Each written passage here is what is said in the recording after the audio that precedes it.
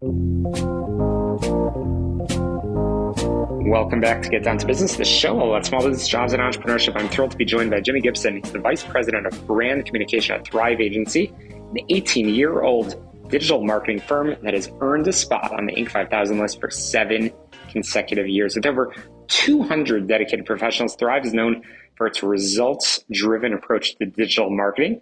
The agency focuses on growing businesses rather than just making sales, and always recommends solutions based on what's genuinely best for the client, not what's most expensive. But here's what's really cool. Jimi is an experienced digital marketer, author, and TEDx speaker who believes a company's website should be a constantly evolving Klein growing machine that requires ongoing attention and optimization before implementing any tactics. Thrive analyzes each client across 215 unique data points to assess their digital health, ensuring strategies are tailored and effective. Jimi is a member of the Forbes Agency Council and regularly contributes articles and content for expert panel discussions.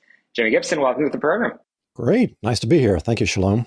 Absolutely. This is an exciting conversation. So, Jimi, Thrive, as we just said, it prides itself on a results-driven approach to digital marketing. Can you share how this philosophy translates into your day-to-day strategies and perhaps give us an example of how it's led to unexpected success for a client? Yeah, I think what we see, unfortunately, during COVID, there were a lot of agencies that sprouted and maybe they promised some results that never came to pass. And so we always want to start with what are the expectations that a client might have. And it's really a business discussion. We don't talk about impressions. We don't talk about clicks. We want to know, what is the life cycle of the business? Are we talking to a startup? Is this a mature? Are we in a growth mode? And then we get down to what we believe, based on those 215 data points, is possible. And we talk them through what the next few months will look like. It's kind of that tightrope walk that you do between relationship and results. You can have a great relationship, but if you don't get the results, they're not going to hang around very long. And then, we all want to work with people that we like. So we try to combine both of those together. I think the biggest thing when we get into a conversation with a business owner or, some sort of multi-location, whether it be a franchise or enterprise location, is a disconnect or a miscommunication with what they may perceive as a possibility. And we'll either say, no, we think we can get better results, or we'll say, no, to get those results, we need to take care of these few things first. In the intro, you mentioned that we believe that the website is sort of the central hub for all things related to a conversion or a lead. And unfortunately, a lot of people ignore their website. And so one of the first things that we have to do is have that your baby's ugly conversation that nobody wants to hear, and start to look at what is actually going on that website, what is going on behind the scenes from a technical aspect. Mm-hmm. There's been so many algorithm updates that Google has put out. We've seen a lot of volatility related to that. And then, of course, the topic of generative AI and searches. So I would say the experience that we have is being pretty transparent with what we're going to say. We're not interested in a quick win. We want a long-term relationship, and then to be that sort of voice of reason and give them some advice and not hide behind some fluff metrics.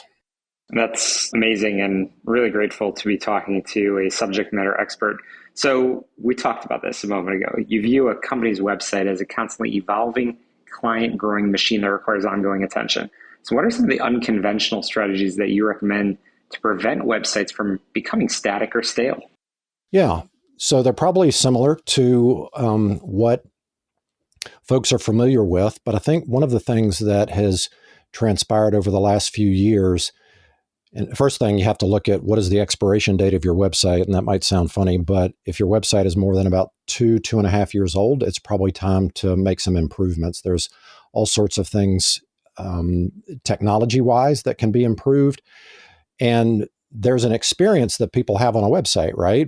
We're all well-versed in being able to navigate the internet. But when you look at a website from the perspective of a visitor, often we see that the business owner or the business is talking about how great they are. They're not really putting themselves in the seat of the viewer or the person who's going to be navigating that website. There's a lot of complicated navigation, slow load times, which are going to be penalized for unresponsive design. We're more than a few years into searches being done on a tablet or a phone as opposed to a desktop. So if you're not designing for those devices, that's really going to hamper the engagement that you get. And then lack of trust and credibility. We all look at reviews. We all want to know, is this the right choice for the product or service that we're investigating? And then outdated content. You've probably heard, content is king. I think it's still that case. There is a ranking that Google will allow. And the more, I think when we get into AI, people think it's the easy button and I can just create some content. And so I would say some of those unconventional techniques are actually human-guided AI where it can improve workflow, but we still need that expertise. We still need the authority. We still need somebody in that organization who's the subject matter expert. Google is looking for that type of content. And when it's not there, you're going to be devalued as far as a choice that they present to someone putting in a search.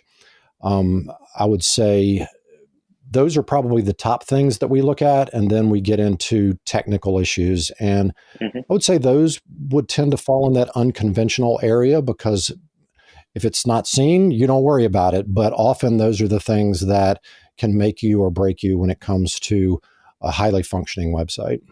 Absolutely. Grateful to be chatting here on Get Down to Business with Jimi Gibson, the Vice President of Brand Communication at Thrive Agency. We're going to talk a little bit more about Jimi's background when we come back after a quick break here on Get Down to Business. I promise you don't want to touch that dial. We'll be right back.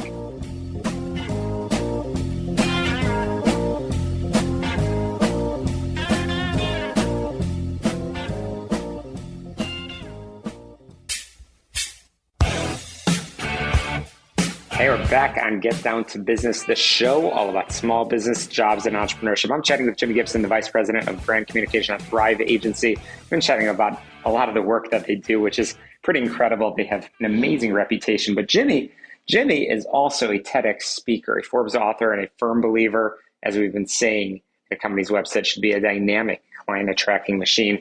So Jimi, welcome back. Thanks for continuing the conversation. You bet. My understanding is you are a professional magician and a TEDx speaker. And I know that you've spoken about everyone having a magic power that they should use for good. How has your experience in magic influenced your approach to digital marketing and leadership within Thrive?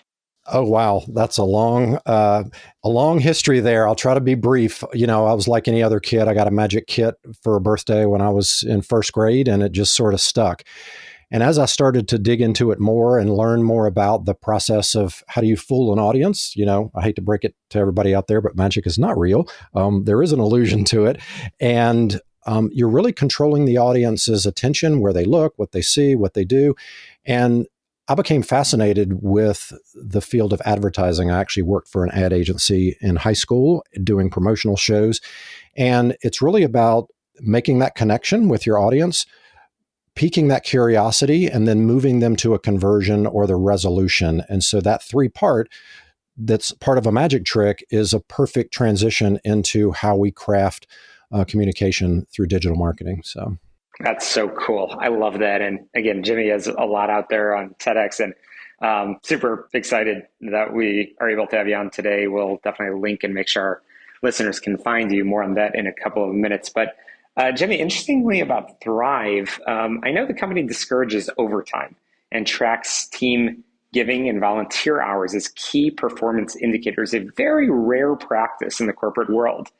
How do these unconventional policies impact your team's morale and productivity? And what advice would you give to other organizations that might be considering similar approaches? Yeah, I think we've probably all read articles about social responsibility and how that can impact the business. And we don't want to put a sticker on the front door that says, social responsibility found here.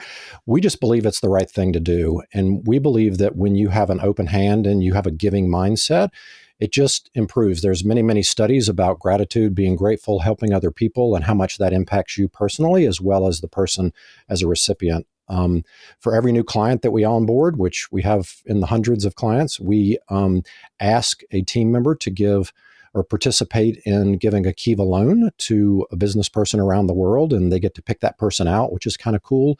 We also don't believe in overtime, which is sort of rare in the digital marketing space. I remember interviewing one time at a creative department that had showers in the creative department. I'm like, oh, no, that's not the place for me.